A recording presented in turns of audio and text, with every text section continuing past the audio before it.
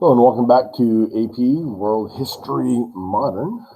Today we're going to continue Unit 5.2, and this is going to be another one of those videos that covers 2 days worth of class information. So we're going to be covering the French Revolution and remembering that our basic learning objective that we need to be focusing in on is understanding causation. So make sure you're able to identify the causes and the effects of these various Atlantic revolutions that we're going to be looking at for these next few days. So, right, same thing as with the United States. We don't need to overly concern ourselves with the individual events of the French Revolution once it actually gets up and running. Causation is our primary focus. And of course, if you can, now that we're beginning our second one, if you can begin to identify similarities in causes or differences in causes, then that is a good way to try to crack some nuance, right? Nuanced understanding of these topics. All right, so let us begin, with the French Revolution, and so yes, the revolution. At least the first phase of the revolution is going to be primarily dominated by the bourgeoisie. So, all right, so let's kind of get into this. And I actually want to start with this video, which is really going to give us most of what we really need from kind of day one out of the way. Is what caused the French Revolution. Since we need to that's kind of half of what we need to get. This is going to be our, probably one of the best sources. So this is a TED Ed on the topic. And let's just go ahead and play this. It's about 5 minutes, and then we'll quickly go over this. What rights do people have, and where do they come from? Who gets to make decisions for others, and on what authority? And how can we organize society to meet people's needs? These questions challenged an entire nation during the upheaval of the French Revolution. By the end of the 18th century, Europe had undergone a profound intellectual and cultural shift known as the Enlightenment. Philosophers and artists promoted reason and human freedom over tradition and religion. The rise of a middle class and printed materials encouraged political awareness, and the American Revolution had turned a former English colony into an independent republic. Yet France, one of the largest and richest countries in Europe, was still governed by an ancient regime of 3 rigid social classes called estates. The monarch, King Louis XVI, based his authority on divine right and granted special privileges to the first and second estates, the Catholic clergy and the nobles. The third estate, middle-class merchants and craftsmen, as well as over 20 million peasants, had far less power, and they were the only ones who paid taxes, not just to the king, but to the other estates as well. In bad harvest years, taxation could leave peasants with almost nothing, while the king and nobles lived lavishly on their extracted wealth. But as France sank into debt due to its support of the American Revolution and its long-running war with England, change was needed. King Louis appointed Finance Minister Jacques Necker, who pushed for tax reforms and won public support by openly publishing government's finances. But the king's advisors strongly opposed these initiatives. Desperate for a solution, the king called a meeting of the Estates General, an assembly of representatives from the 3 estates, for the first time in 175 years. Although the third estate represented 98% of the French population, its vote was equal to each of the other estates. And unsurprisingly, both of the upper classes favored keeping their privileges. Realizing they couldn't get fair representation, the third estate broke off, declared themselves the National Assembly, and pledged to draft a new constitution, with or without the other estates. King Louis ordered the first and second estates to meet with the National Assembly, but he also dismissed Necker, his popular finance minister. In response, thousands of outraged Parisians joined with sympathetic soldiers to storm the Bastille prison, a symbol of royal power and a large storehouse of weapons. The revolution had begun. As rebellion spread throughout the country, the feudal system was abolished. The Assembly's Declaration of the Rights of Man and Citizen proclaimed a radical idea for the time, that individual rights and freedoms were fundamental to human nature, and government existed only to protect them. Their privileges gone, many nobles fled abroad, begging foreign leaders to invade France and restore order. And while Louis remained as the figurehead of the constitutional monarchy, he feared for his future. In 1791, he tried to flee the country, but was caught. The attempted escape shattered people's faith in the king. The royal family was arrested, and the king charged with treason. After a trial, the once revered king was publicly beheaded, signaling the end of 1,000 years of monarchy and finalizing the September 21st declaration of the First French Republic, governed by the motto Liberté, Égalité, Fraternité. 9 months later, Queen Marie Antoinette, a foreigner long mocked as Madame Deficit for her extravagant reputation, was executed as well. But the revolution would not end there. Some leaders, not content with just changing the government, sought to completely transform French society. Its religion, its street names, even its calendar. As multiple factions formed, the extremist Jacobins, led by Maximilien Robespierre, launched a reign of terror to suppress the slightest dissent, executing over 20,000 people before the Jacobins' own downfall. Meanwhile, France found itself at war with neighboring monarchs, seeking to strangle the revolution before it spread. Amidst the chaos, a general named Napoleon Bonaparte took charge, becoming emperor as he claimed to defend the revolution's democratic values. All in all, the revolution saw 3 constitutions and 5 governments within 10 years, followed by decades alternating between monarchy and revolt before the next republic formed in 1871. And while we celebrate the French Revolution's ideals, we still struggle with many of the same basic questions raised over 2 centuries ago.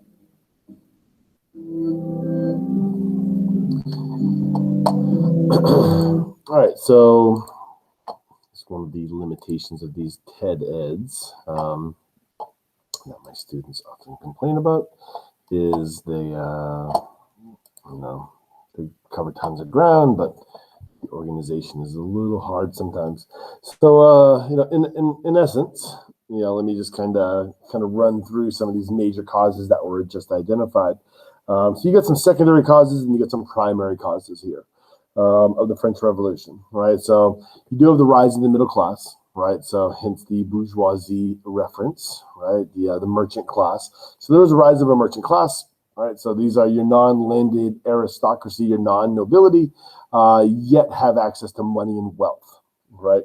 And of course, they are definitely very aware of the Enlightenment, right? And of course, very aware of the American Revolution, right? Which not only has happened by the time we get to 1789, but we're also ratifying in the United States our Constitution. So we've already won the revolution and kind of gone through the Articles of Confederation phase, and now the great debate on Enlightenment application of with the U.S. Constitution. The Federalist Papers is definitely raging right now.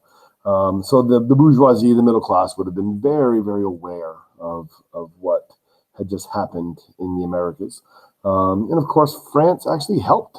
France had actually helped to create the what is the United States. And to make matters worse, per our TED Ed here, that Haitian regime, the still existed in France. So there's a complete lack of representation, or at least any meaningful representation to this new kind of rising bourgeoisie, this rising middle class.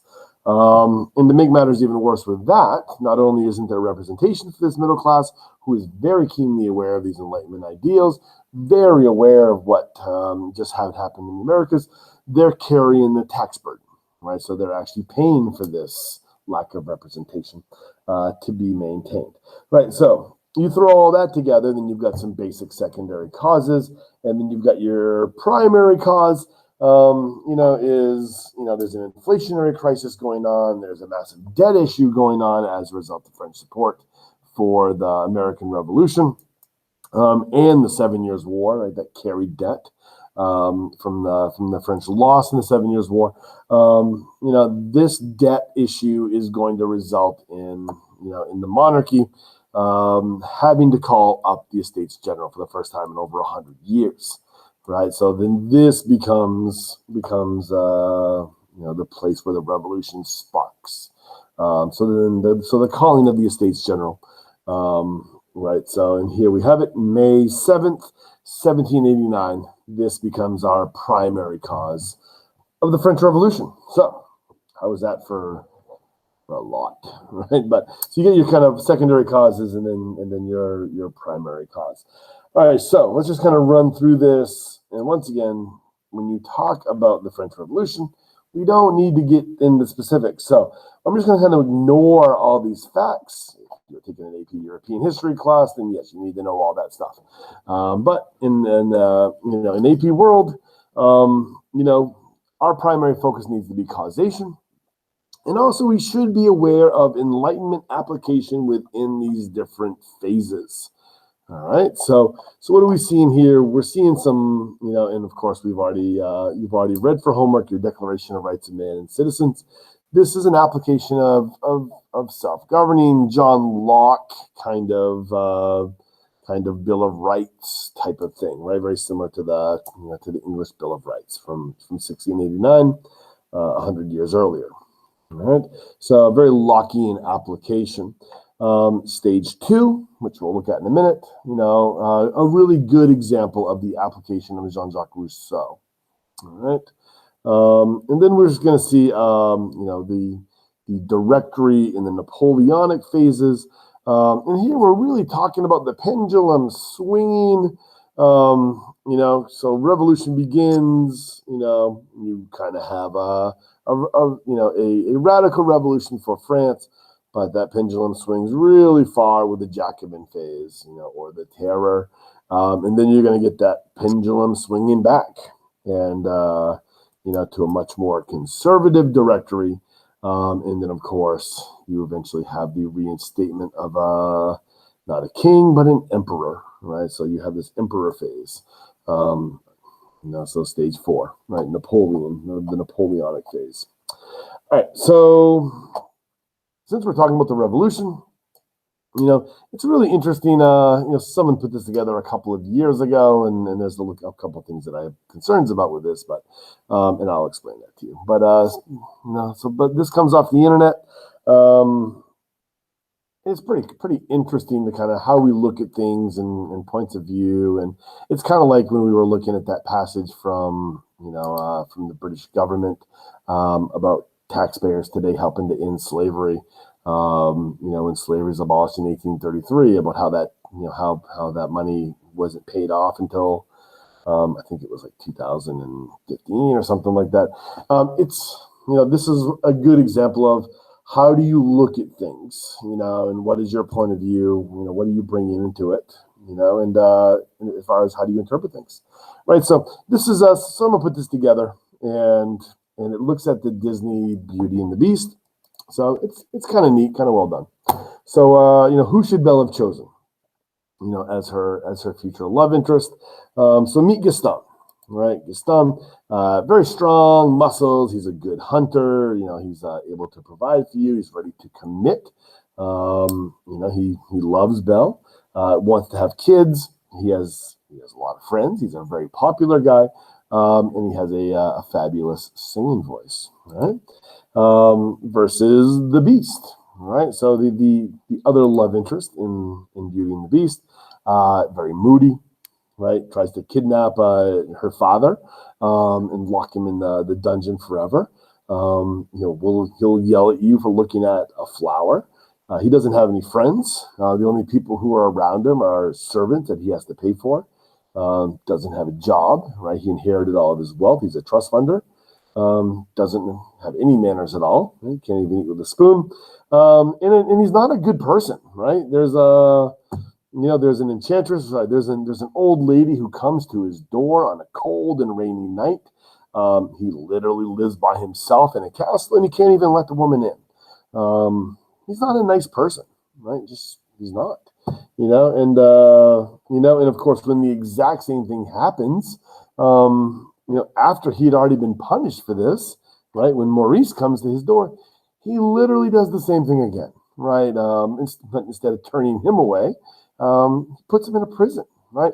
He's not a good person, right? And didn't learn his lesson when he was punished for that. All right, so you do a side-by-side comparison with the two. You got Gaston. Have you ever met a guy who can get in the entire bar singing?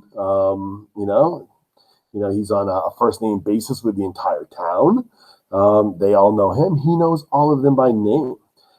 Comes up with fun schemes, and he's a good working class guy, right? Works with his hands. Versus the Beast, right? He definitely never sings. He's literally no fun. People stop singing when he comes into the room. He makes everyone refer to him as master.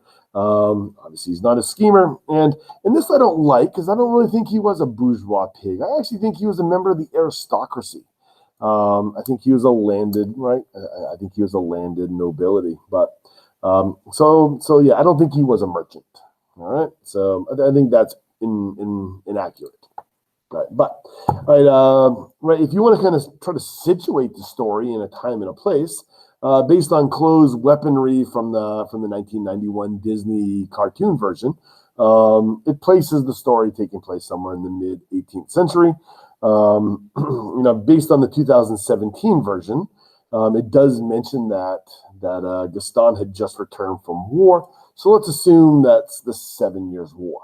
All right. So that being said, this puts this situates the story in about 1760s midway through. So all right. So with that being said, right, who should Belle have chosen? Just based on the side by side, I think it's really obvious.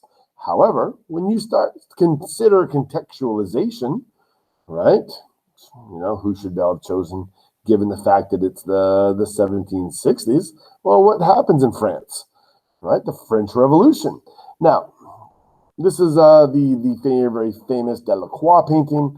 The Delacroix painting actually is not of the French Revolution. It's actually a painting about the 1730 Revolution.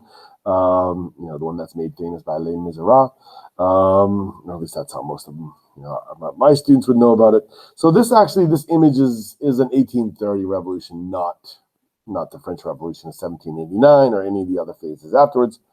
But that being said, for whatever reason, it gets thrown up there as a symbol of the revolution. All right, but anyway, so what happens during the French Revolution? All right, so let's estimate Belle spent about a year with the Beast.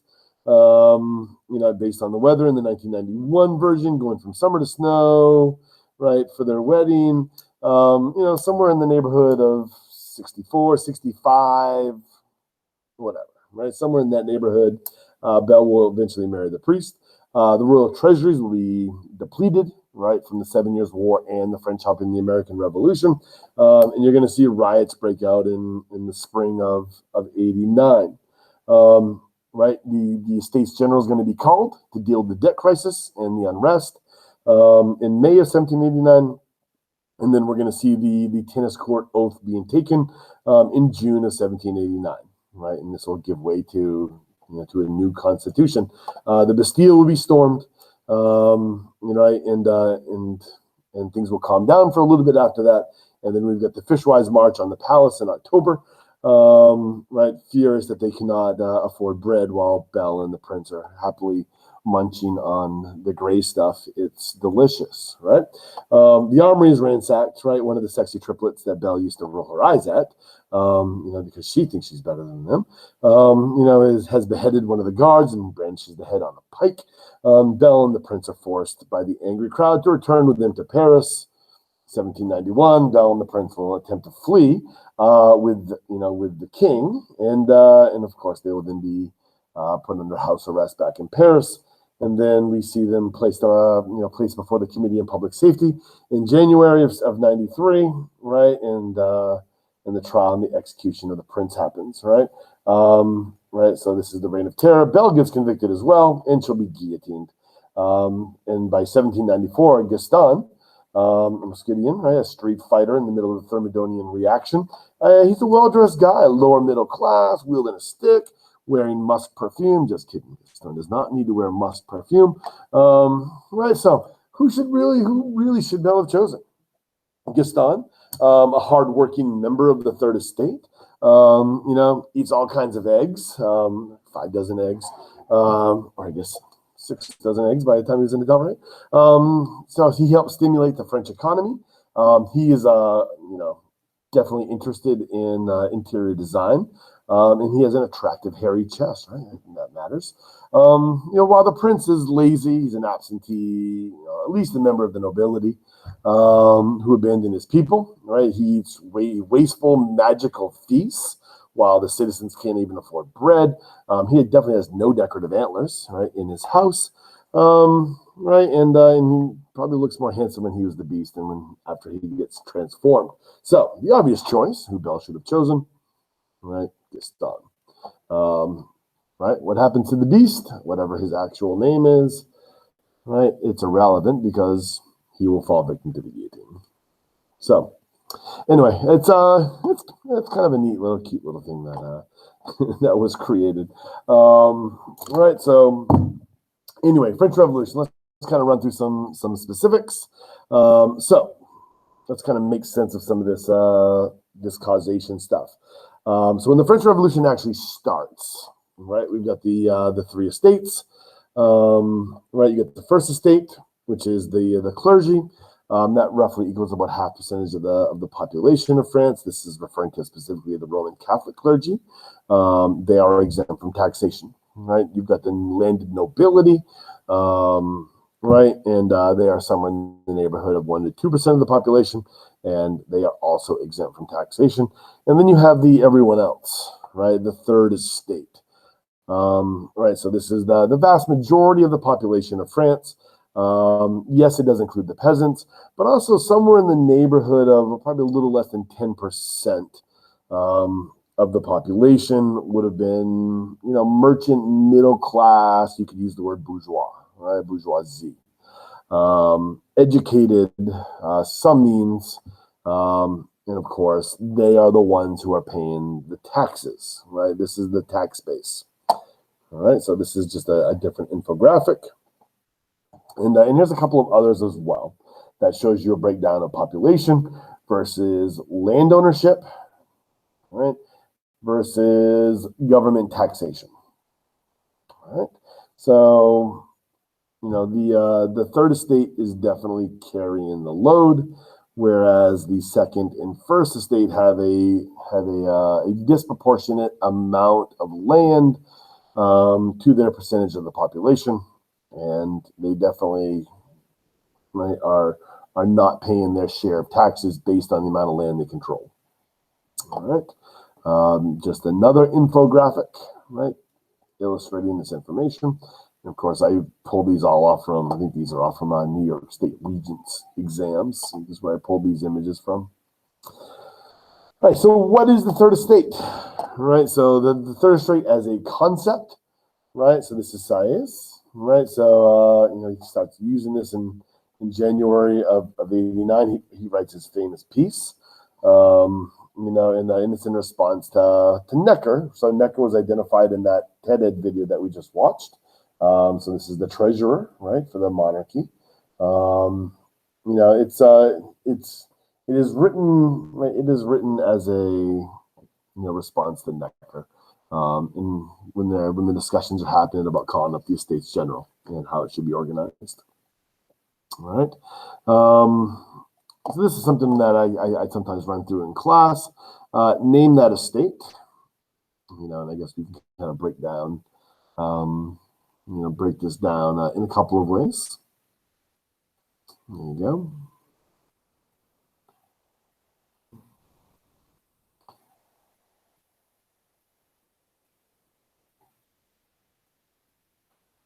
And if we're doing this in class, I would stop and allow students to answer. Right, and I guess if you look at any of these and you can't figure it out, which estate they would be, then please let me know. right? So, all right, and this is a good stopping point. Okay, all right. So, so hopefully you're able to properly categorize those images into their appropriate estates. Okay. All right. So Louis the 16th, right? He's got a financial problem, right? How can he raise more money? And this is something that we talked about when we talked about the American Revolution. Is what do you do when you have debt and you don't have enough money to pay for that? What can you as a society do, right? You can either cut your spending, right, or raise your taxes, right? So, or do both, right? So the Estates General, right? So we see the Estates General will be convened in May of 1789. So we have our first estate, we have our second estate, and then we have our third estate. Okay. That's here. So the Estates General, it hadn't actually been called up since 1614, right? So well over 100 years, since the Estates General had been called. Mostly, it's as far as the issues with this that people had is that there's equal representation by a state, regardless of the percentage of the population in which an estate represents, regardless of the amount of land that each estate controlled. So the issue here that the third estate will have is their level of representation. So it's not like they didn't have any representation. They simply had a disproportionately small amount of representation. And that becomes the issue. So they're going to raise an issue, right, with this fact of disproportionate representation. The king is going to lock them out of the room, right? So what do? Is they go to the tennis court, right, which isn't a tennis court by our standards. It's more of a handball or a palm ball kind of game, but it's a recreational court that is at Versailles, because that's where we're meeting at. We're meeting at Versailles here, and so they convene there, and then they take this oath that they will remain there, right, until their demands are in fact met. Right, and of course you've got your Sieyès, who issues who coins the term third estate. But also you see, here at the ground level is Maximilian Robespierre. Robespierre will be the second phase of the revolution phase, right? So he will come to lead the Committee on Public Safety. So, but yeah, so he's there from the beginning as well. Right, so what do we have here? So we have the oath, right? The National Assembly, considering that has been called to establish the Constitution of the realm to bring about the regeneration of public order and to maintain the true principles of monarchy. Nothing may prevent it from continuing its deliberations in any place it forced to establish itself. And finally, the National Assembly exists wherever its members are gathered. Right, so decrees that all members of his assembly immediately take an oath never to separate, never to reassemble without circumstances require until the constitution of the realm is established and fixed upon solid foundations, and that said oath having been sworn, all members and each one individually confirm this unwavering resolution with his signature. Right, so that is the tenant court oath. So they're going to stay there. They will not disperse until they have a written constitution, which gives them more equal representation. Okay. So that's your tennis court oath. All right, so shortly after, right, we have the storming of the Bastille in July. Okay, and so on July 14th, and this is generally considered to be or celebrated as Independence Day in France. Right, so this is I guess more symbolically here when the people associated with the revolution arm up, right? So this is the Royal Armory, right? There are some political prisoners that are here, but more importantly, this is where the weapons are. And so, at this point, they arm up. However, things do calm down here. I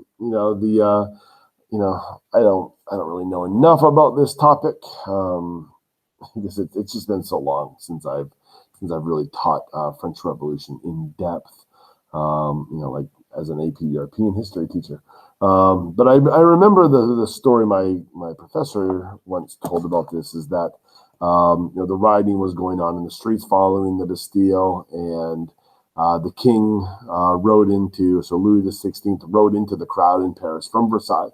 And when he rides into the crowd, he's carrying the tricolor, the red, white, and blue. And, and this, calms the crowd down and ends the riots. I don't know why I remember that story, but I remember that story, right? So as far as how true that was, I guess I've never seen that in writing, but, right. But back to kind of what we need to understand is one thing that we make sure you need to understand here is you need to understand what comes out of this. So we have the tennis court oath that they're not going to leave until they have a new constitution. They're now armed, and they're going to be allowed by the king to create their constitution.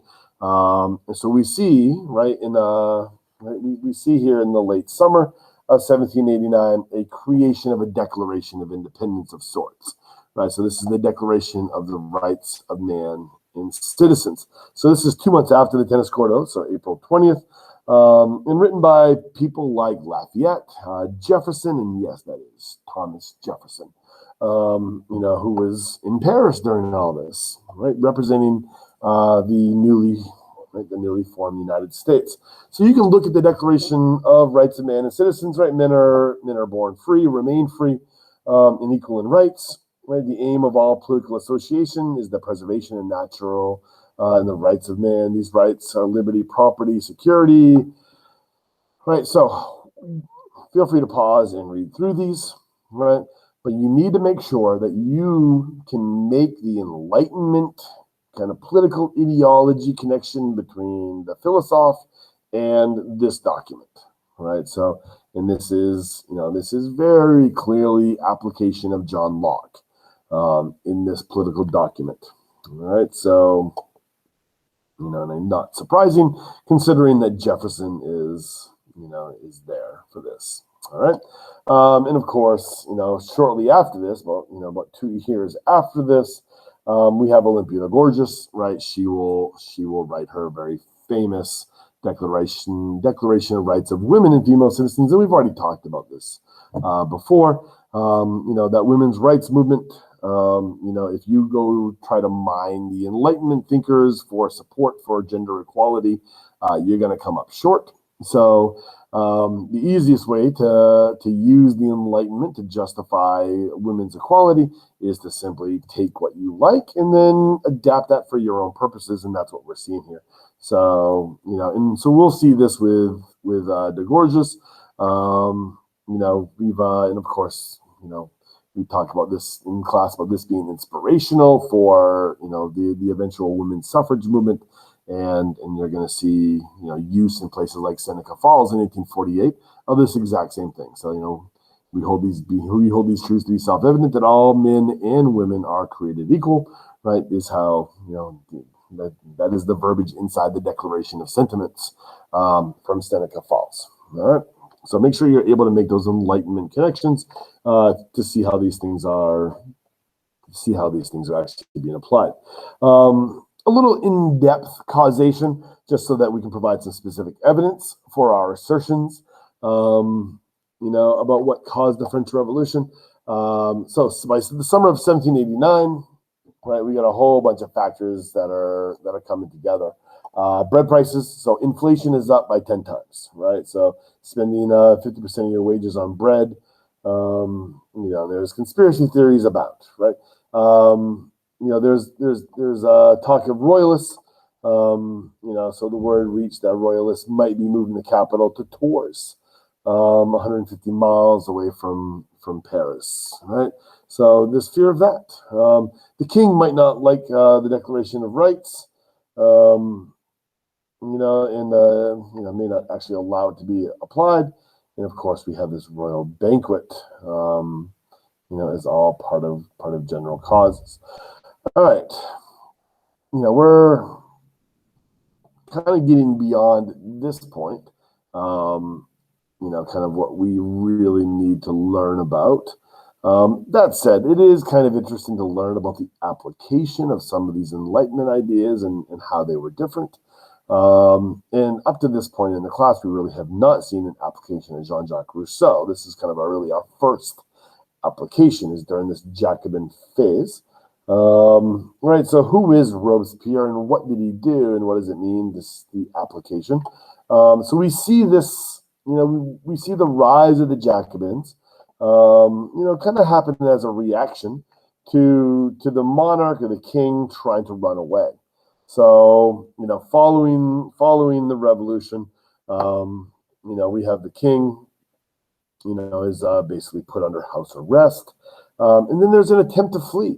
And he actually gets caught.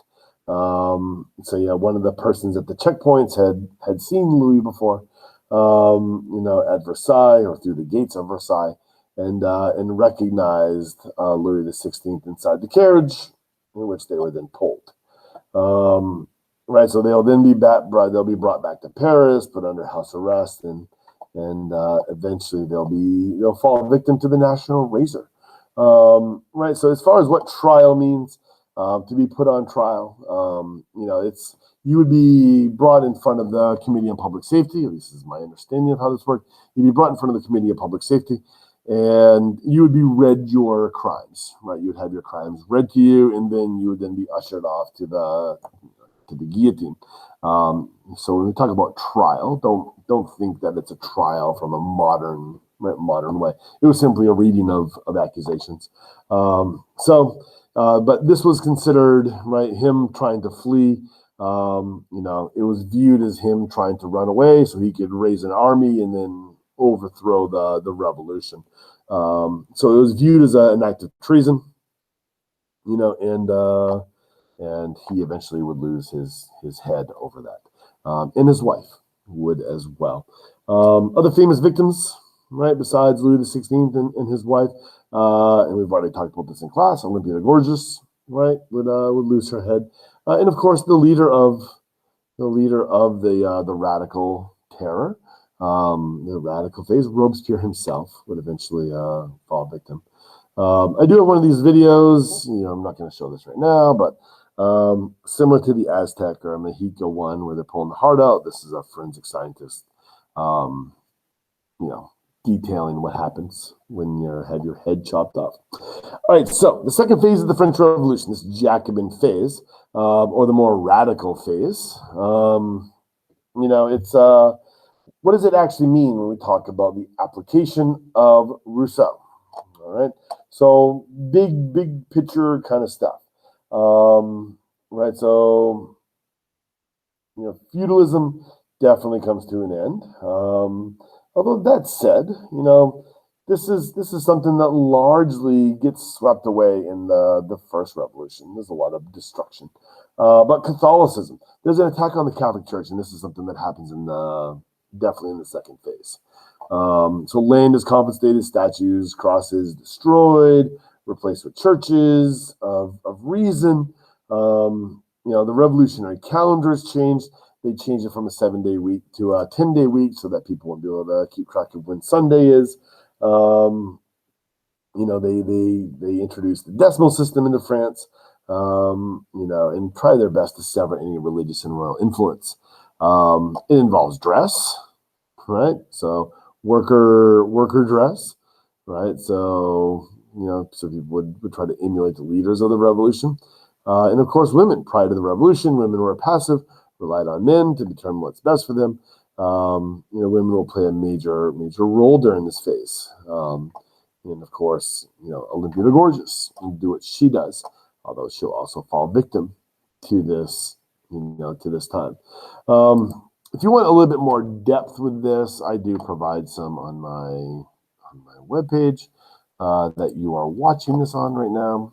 So let me just kind of show you though, because it's on the 5.1.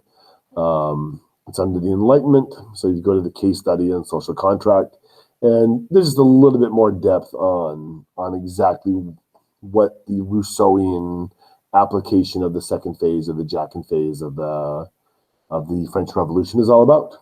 All right. So yes.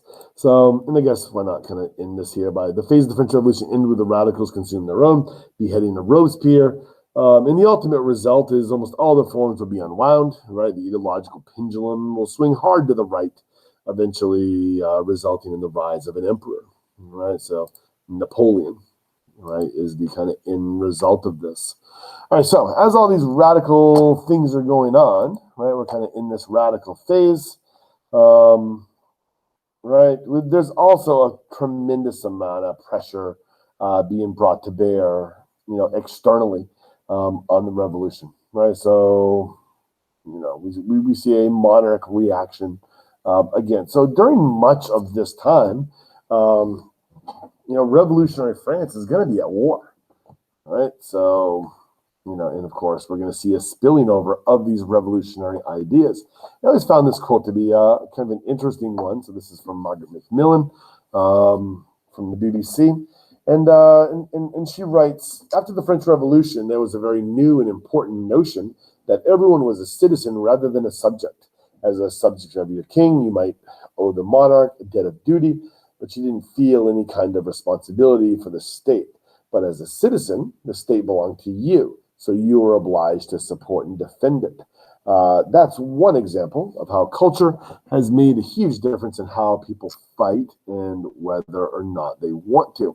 So you take that kind of, it's often said that the concept of nationalism, right? Nationalism as a concept derives in Europe from the French Revolution. So if you're fighting for your king, you probably owe something, and you're fulfilling that obligation. Whereas if you are a revolutionary and you're fighting for representation and say in your own political future, you're gonna, you obviously have more skin in the game, and right, and hence you would be willing to fight and give your life much more willingly. And it's often said that, I've read that. These royal forces were often surprised when they met French forces on the battlefield and how committed the French troops were. Another word for committed would be fanatical, right? Willing to die. All right. Of course, the Reign of Terror, and I'm just going to skim through this because while it is kind of interesting, it's not really relevant to our curriculum. But the guillotine. Right, it is definitely a fan favorite. All right, so following the terror, and the whole revolution consuming itself, we are going to see the rise of the Directory, and the Directory is a committee, right, serving as an executive, following the Reign of Terror, following this. And generally speaking, it was an uneasy period, an uneasy 4 or so years, constantly dependent on the military for support. There was many attempts to take it down, and without the military there to keep this thing afloat, it would not have survived. But once again, we're kind of getting a little bit beyond depth for our class. So, right, so post-revolutionary France, we have the Directory. Just before we get into that, right, so we have the Directory, but it is not successful. It flounders economically. They're flooded with debts and unemployment and inflation, and they're under siege from multiple monarchs from their neighbors. And of course, there's constant threat of revolution internally as well. So economic issues, external issues, internal issues, and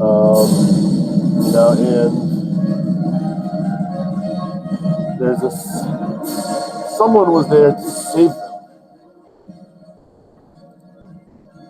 right? So they needed someone who was a military hero, who the French people loved, was respected by the nobility, the monarchists, and of course this individual was a member of the nobility, respected by the Jacobins for stopping a royalist coup, right? And it just so happened that this person was in town, so the army to celebrate his recent victory over the Ottomans, right? So the hero of the directory, right, who kept it afloat, right? Obviously Bonaparte, right? All right, so as far as the rise of Bonaparte, he obviously becomes comes to fame, not really just for saving the directorate. His rise to fame is a little bit before that. So let's just kind of introduce him really quick here. He's actually Corsican, and his father had been nobility before the French arrived. I guess Corsica, and I might be wrong on this, but I'm pretty sure Corsica was before the French come in. Corsica was under Genoese control, right, under the control of Genoa, and then when the French come in and take over Corsica, they make Napoleon's father a member of the nobility. Napoleon, as a member of the nobility, was sent to France. I think he went to northern France for schooling. So he was educated, as a member of the nobility, and was educated with the nobility, right? So he does have some connections, amongst the upper class, which is why he's palatable to the monarchists. Right, but he really makes his name on the battlefield. Definitely not in school. He makes his name on the battlefield, and right. So he is there as the French, right, tries to land. Sorry, as the British try to land. So he is there and stops that. Right, I have no words to describe Bonaparte's merit. Much technical skill, an equal degree of intelligence, and too much gallantry. All right, nationalist flair there, but also he saves the directory, right? And so what happens here is, and the way I've heard this story in the past was, he was there.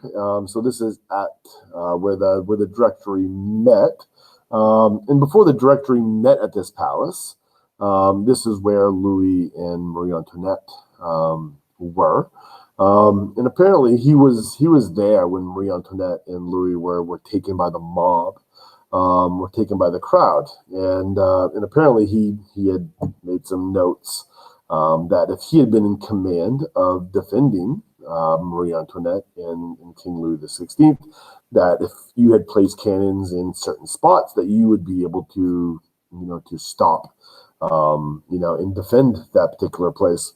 So when he was given that task to protect the directory, he simply implemented, that kind of earlier observation that he had made.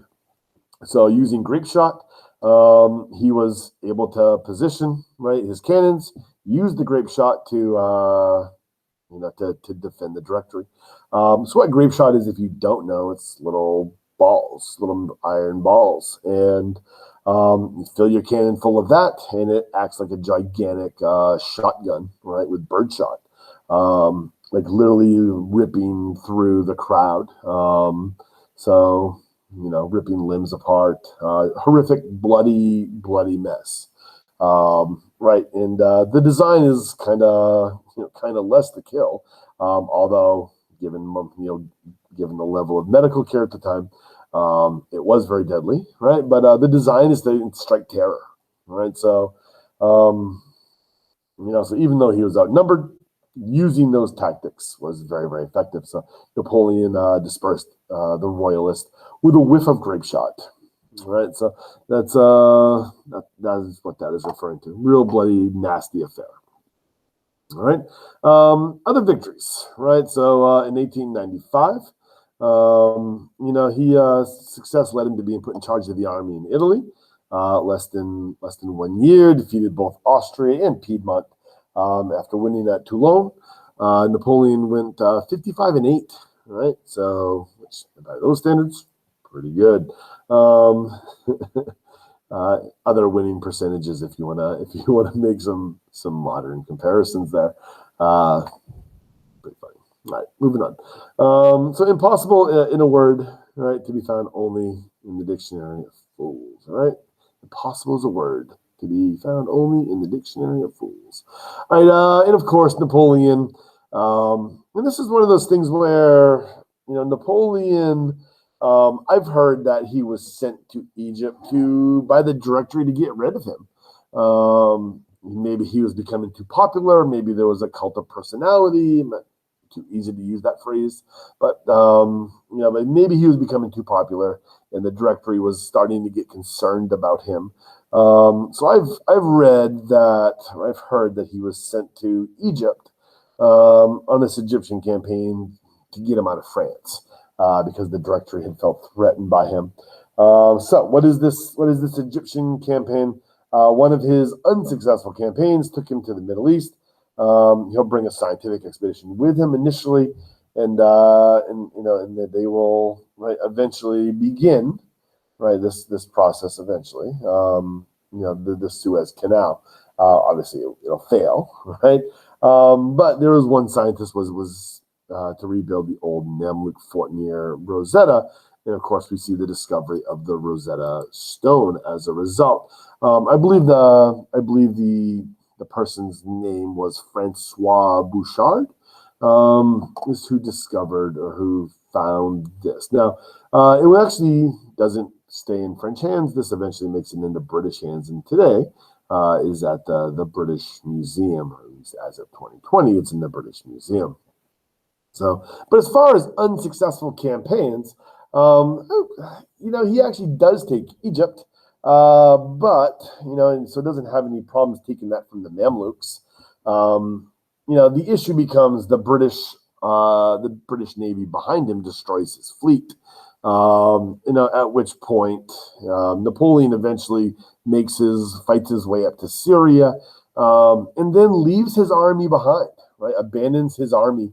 To run back to France, right, to take on the Directory and try to resume control. Now, for the record, this will not be the only time that Napoleon abandons his army. He will do so in the aftermath of the 1812 invasion of Russia.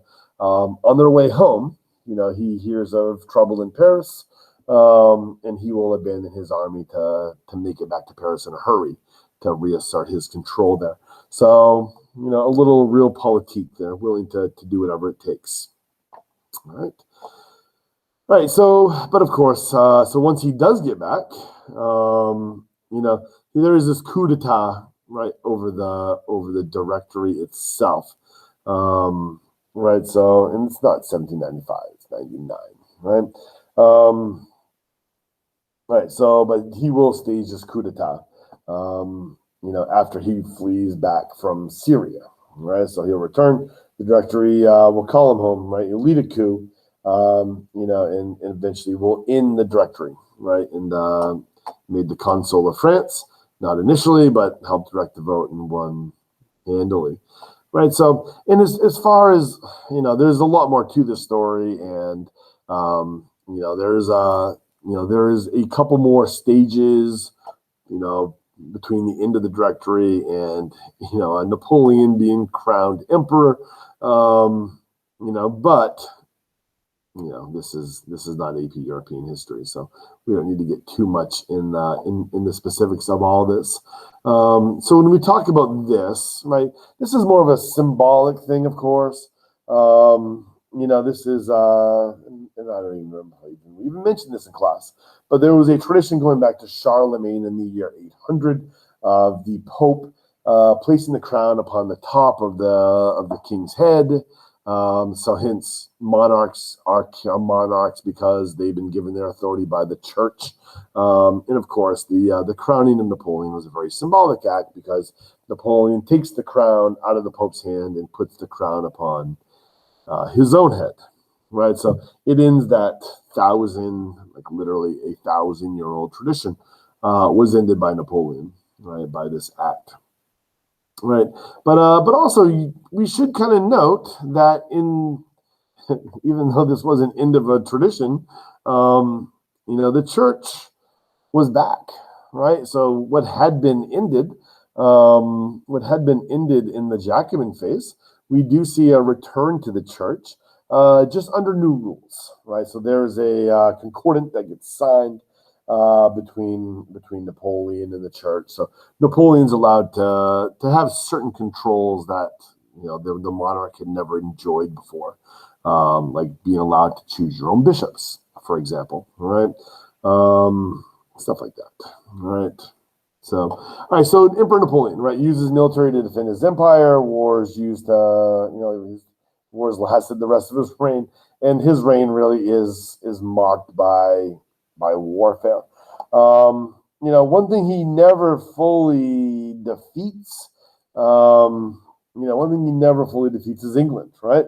So because he goes after England, or because England is kind of the nemesis of France, he tries to embargo or economically attack England under something known as the continental system. So he will expand his political reach outside of France. So the French Revolution doesn't just spread out of France because of people talking. The French Revolution spreads out of France because of Napoleon literally taking over much of Europe, right? So, and obviously the part we're going to need to concern ourselves is with Spain, right? Because that's going to be one of those indirect causes of the Latin American revolutions.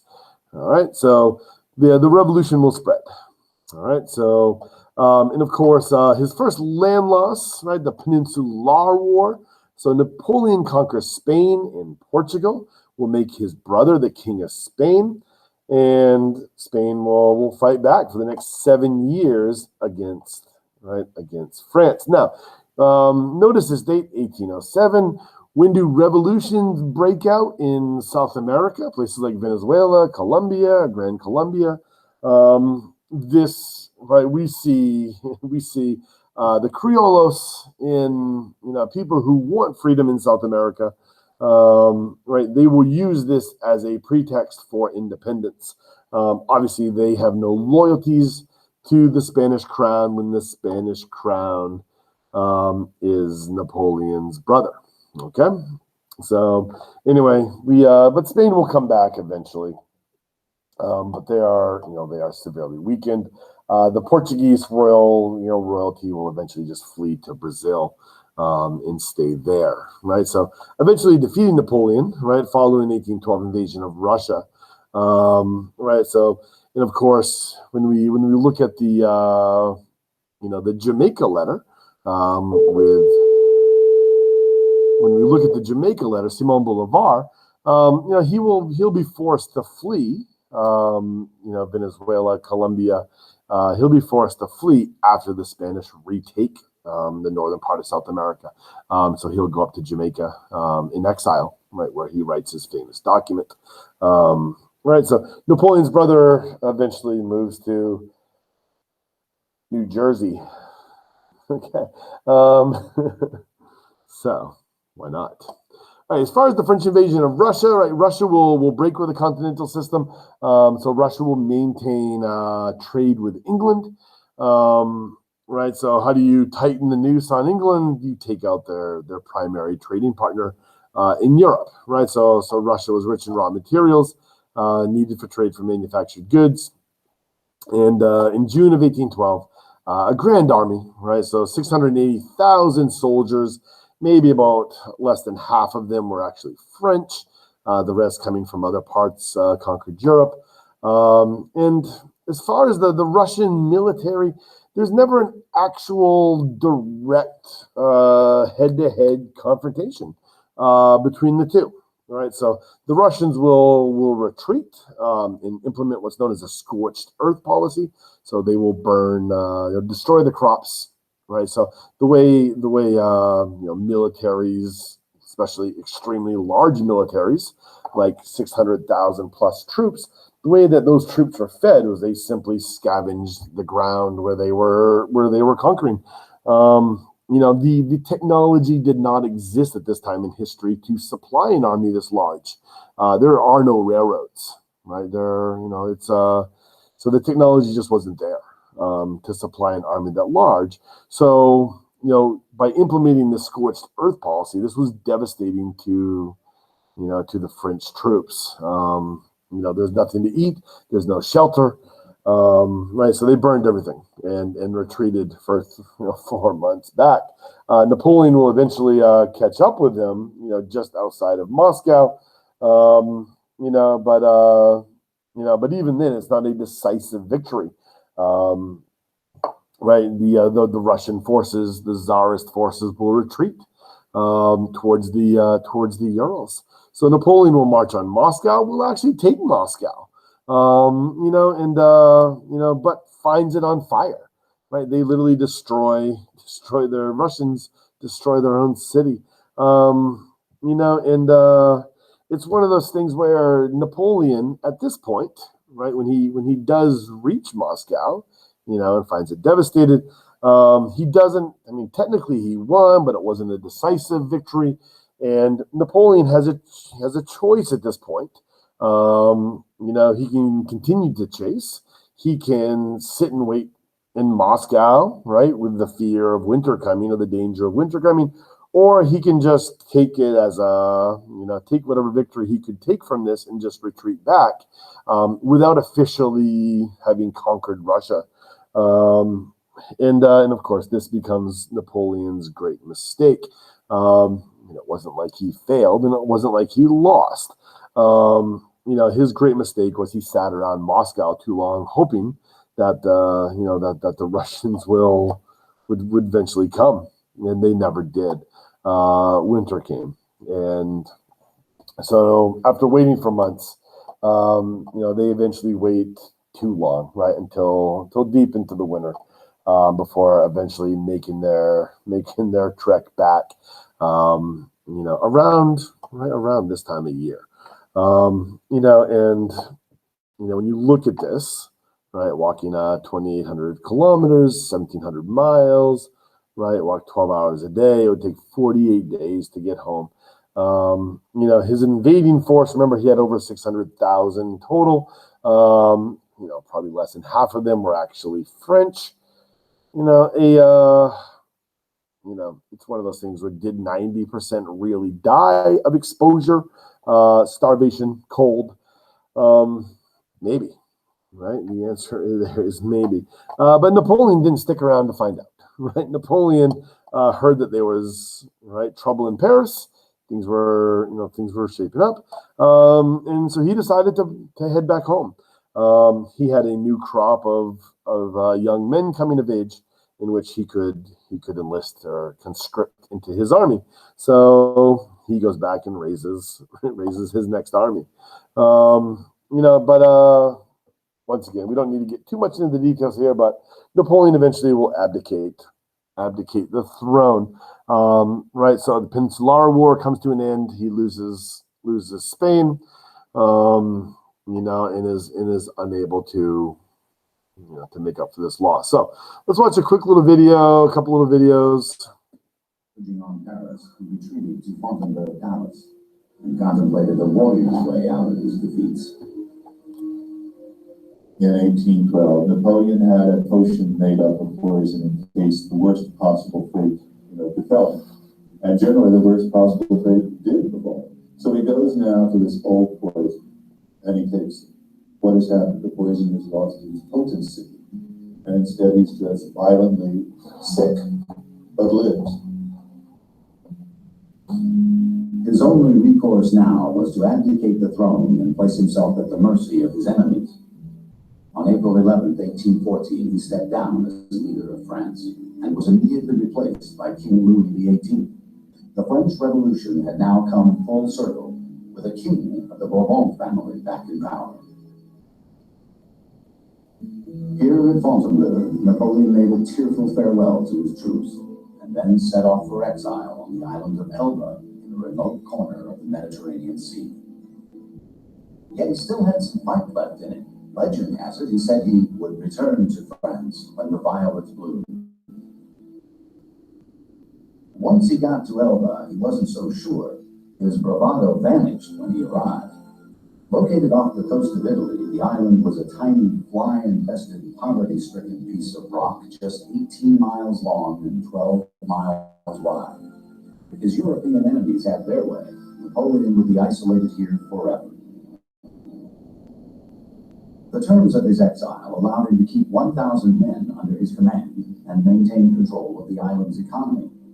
Yet this autonomy was mostly ceremonial, for he was constantly under the scrutiny of a British commissioner. Few men have fallen further in such a short time. There was one ray of good news for him, though.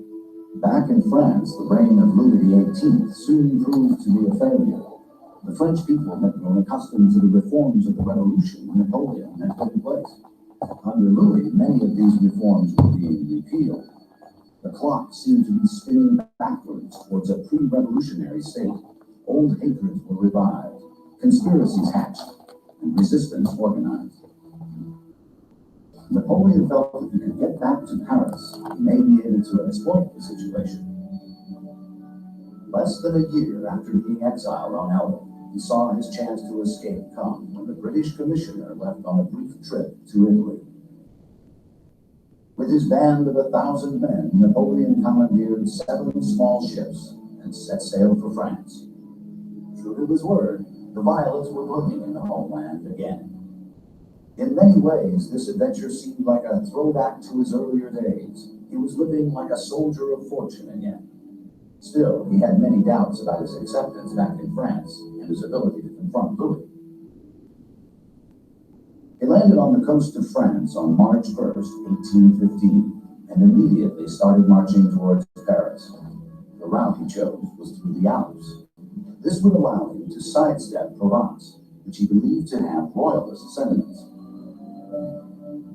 What happened on this march almost defies description. If the fates had deserted Napoleon in Russia, it appears they had now returned to bless him with one of the great moments in history. Even on his most egotistical day, he couldn't have conjured up the events that were about to happen.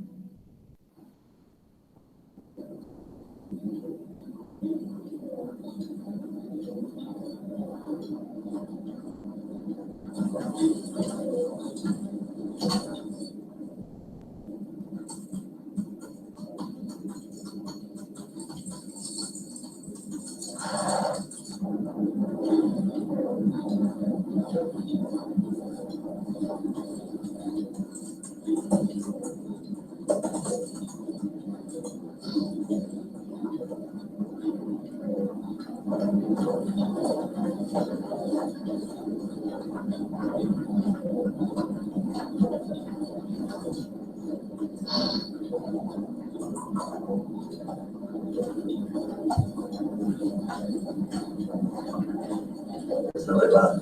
The way he's stolen. I got bombs! I got bombs! All right! Oh!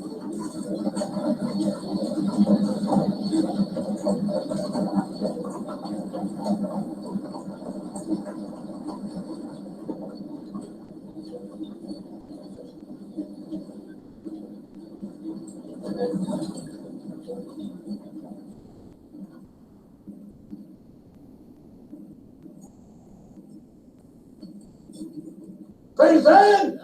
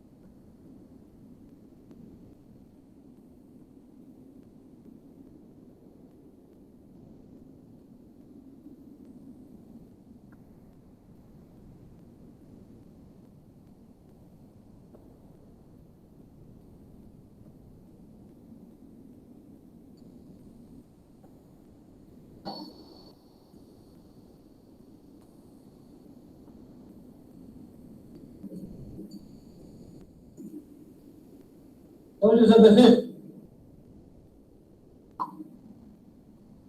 recognize me.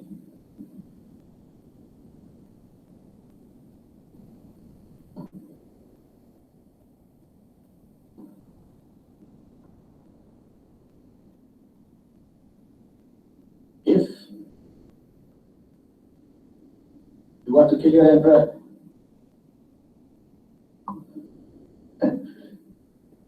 here I am.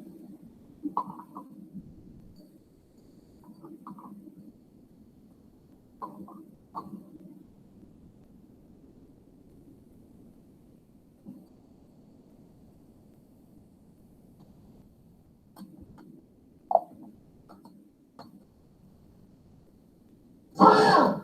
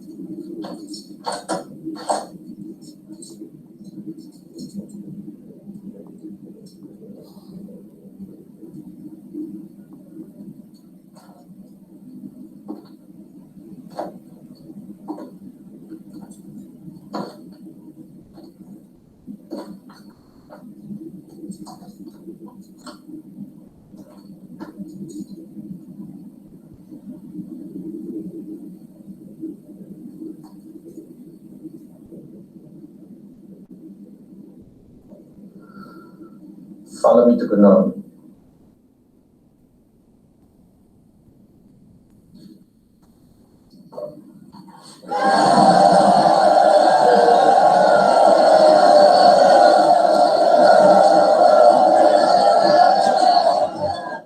So yes, so the 100 Days, all right. So after his exile onto Elba, it's known as the 100 Days, 111 days. Napoleon will rule again, and very, very quickly, Austria, Prussia, Russia, right, the UK will all put 150,000 men into the field to capture Napoleon, and then things eventually come to a head in Waterloo. And Napoleon is eventually defeated at Waterloo. And there's all kinds of reasons why, but we're not getting into the individual battlefield issues with this. But Waterloo, it's just across the French border today in Belgium, right? So it's in Belgium is where it is. Very pretty hilly countryside there, right?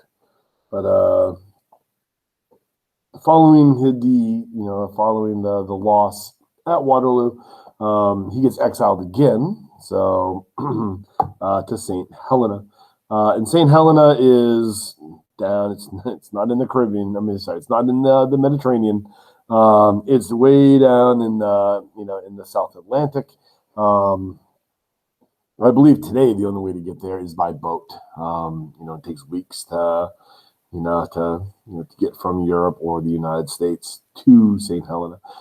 Very remote, right? Very, very remote, and that was the design. So he was exiled there, and I think he lived for like 6 or 7 years afterwards, and eventually dies. Right, dies isolated in St. Helena. Right, so and of course Waterloo, right, the very famous battle, that brings the final conclusion to the Napoleonic era, was immortalized by maybe the greatest band ever to exist, ABBA. All right, so you can listen to that on your own time. All right, one of the reasons why England and Austria-Hungary were, and the others were able to react so fast to Napoleon's return, right, from Elba, is because they were actually meeting at this point in Vienna. So there was, the consolidation was, or the coordination was very, very easy. Right, so the goal of Vienna, why they were meeting in Vienna, is, well, what do you do after over a decade? You've had Europe in turmoil. You've had Napoleon putting family members and whatnot into different positions of power. What do you do now that power vacuum exists? You definitely don't want to allow it to exist. So, how do you deal with this? Right, so the goal is to create a long-term plan for peace after Napoleon. Sometimes it's referred to as the concert of Europe. So a concert, like a musical concert, you want harmony. How do you bring back harmony to Europe?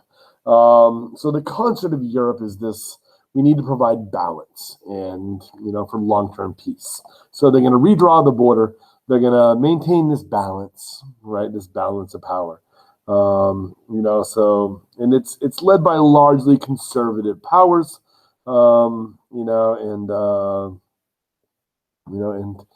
of course they are in some ways it works really well, right? In some ways it does not. It's going to be signed by over 200 different states and princes, and you can see representatives from all over Europe, were there for this thing. Some bigger ones, like, I know when I was taking this as a college course, we definitely had to learn the major players in Vienna. I guess that'd be my European history course. But yeah, your Metternichs, your Talleyrands, etc., etc.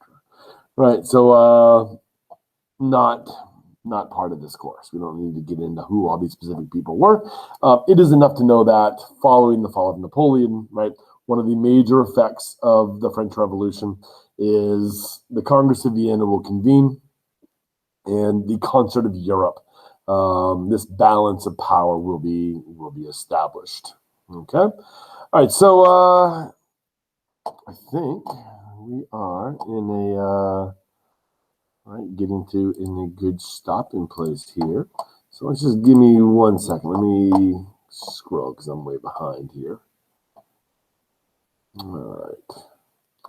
And then I can wrap things up. No, way too much.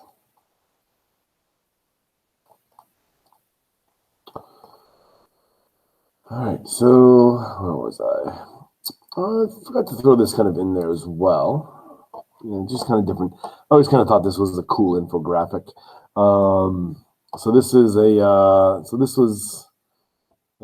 infographic that was made. I think this was made in like the 1860s, 50s or 60s, by a French.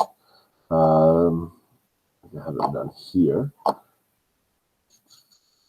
Come on, get away. All right, so this is made in 1869 by Charles Joseph Menard. And this looks at, right, it does the number of troops that Napoleon has, to scale by size here. So you can see that when he left France versus the amount of troops who come home, and of course he famously loses 90% of his French forces there. And so what we see here in this infographic is, we're seeing the route across Europe in which the French soldiers took, and we're also seeing here a temperature scale. Just how cold it was, and it's in a scale that we don't really use anymore. I think it's called the Rumier. Anyway, I had to look it up, to see what the conversion was. Exactly what is what is negative 21 on this scale, and apparently it's negative 15. So when you see like negative 30, right, which is some of the colder temperatures during this walk home, that's negative 35. So when you ask, like, how do 90% of the soldiers die walking home, during the, December, January, February, how do 90% of the soldiers die? Right? No shelter, no real food, exposed to extreme cold temperatures. And I know my students, we don't really have those. We haven't had snow where we live here since 1989. So this is negative 35 is a foreign concept, but I myself, growing up in Maine, I know exactly what negative 35 feels like. Without food and shelter, to deal with that kind of stuff, that would be a bit much. All right. So anyway, let's debrief and summarize here. All right. So the Enlightenment and the American Revolution play a major role in the causes. Obviously, debt, the dangers of national debt, and then all those other causes that we had talked about previous as well. So the rise in the middle class, the lack of representation, right? The unequal tax burden, those things, right? Also, you should understand the different phases of the revolution, right? So the Enlightenment ideals being applied in these different phases. So, right, first phase of the French Revolution will also, right, one of the effects is it's going to result in the Haitian Revolution, which we'll talk about in the next video, actually 2 videos from now. The second phase of the French Revolution, right, is going to actually abolish slavery in Haiti. And of course, the fourth phase of the French Revolution will lead to the Haitian Revolution and the eventual Haitian independence, during this Napoleonic era. Okay. The fourth phase is also going to result in the independence movements in Latin America. Pretty much ends the Spanish Empire in Latin America because of the Peninsular War. All right. So that's one of the effects of the Peninsular War. Another big effect here is nationalism, of course, right? It's an effect of the French Revolution that will spread beyond the direct reach of the revolution. So the ramifications of the French Revolution will largely be felt most strongly, right, in Europe by the rise of nationalism, balkanization, and such. Okay. All right, that is all for today. And I apologize for going long. So, Sapriati.